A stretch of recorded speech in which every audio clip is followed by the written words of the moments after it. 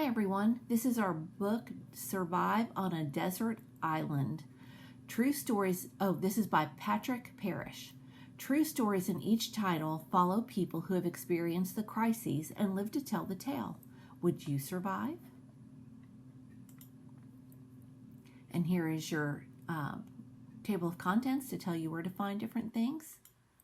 Okay, capsized. On July 4th, 2004, 11-year-old Stephen Nona and his family were headed to a birthday party. They left their home island near northern Australia and sailed for Thursday Island.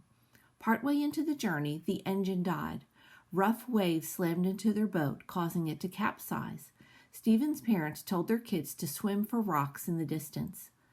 Stephen said to the girls, "If we don't swim for that island, we're going to die." That was told by Vicky Tamway, aunt of Stephen, Ellis, and Narita. We swam all day. We started in the morning and we got to the big island in the afternoon. Stephen Nona. Stephen and his sisters, Ellis and Narita, swam for hours through shark-filled waters. Eventually, they reached the rocks. The land offered little to eat or drink. The kids were forced to swim to a bigger island. There, they found coconuts, wild fruit, and oysters. After being stranded for 6 days, they were rescued by their uncle. They had survived on a desert island, alone in the wilderness. A desert island is an island without people living on it. This might sound like a dream vacation, but it can quickly become a nightmare. Bad weather, little water, and even minor injuries can turn deadly. Years ago, sailors were marooned on desert islands as punishment. Today, survivors of plane crashes or shipwrecks can find themselves stranded. No cacti here. Desert islands are not deserts. In fact, many are in rainy areas.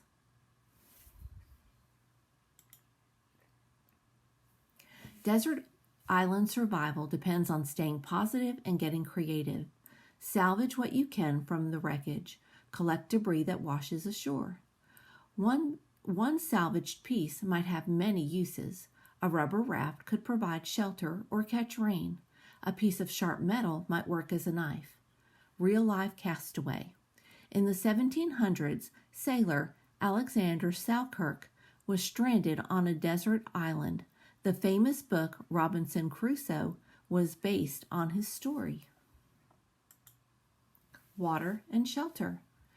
It is important to find fresh water. During hot weather or heavy activity, a person can quickly become dehydrated.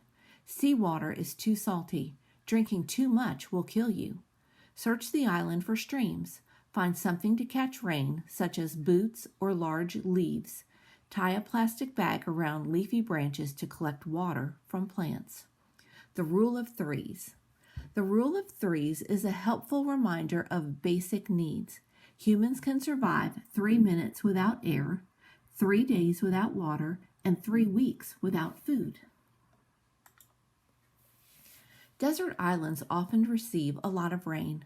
Without shelter to keep you warm and dry, you can develop hypothermia. Build a shelter near your water source. Keep it inside of the ocean so rescuers can spot you. Bamboo makes a strong frame. Layer palm leaves for a waterproof roof. Inside, create a raised bed to stay dry and away from snakes. Types of shelters. You have a lean-to, an A-frame, a teepee, and a debris hut. Heads up, avoid building your shelter too close to palm trees. A fallen coconut can be deadly. Food and fire. Many islands have plenty of food. Eat only familiar fruits like bananas and coconuts. Strange berries may be poisonous. Look for fish in tide pools. Use a homemade fishing rod or sharpened stick to catch them. Shellfish can be gathered from the shallows. If you have a fire, you should cook any insects or other animals you eat. And here you have some island foods: fish, mussels, crayfish, seaweed, bananas, coconuts, ants, and grubs. Bug appetite. Bugs are a good source of energy.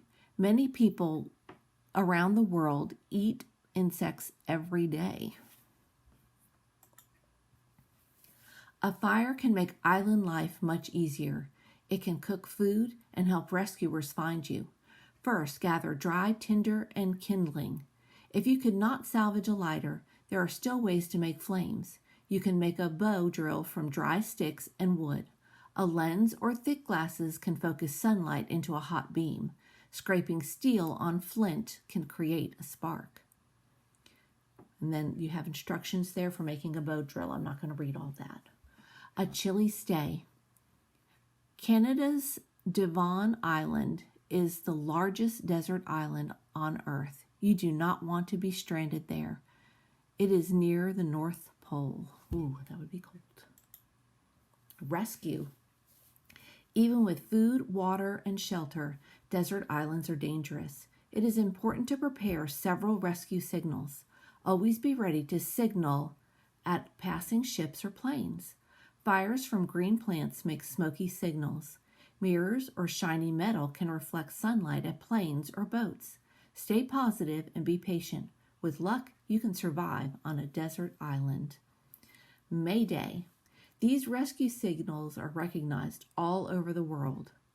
3 rocks or fires in a triangle formation. SOS written out on the ground, or a large V made with rocks or branches. Okay, there you have your glossary. There are a lot of words there that you might not know, so make sure you use that glossary to help you out.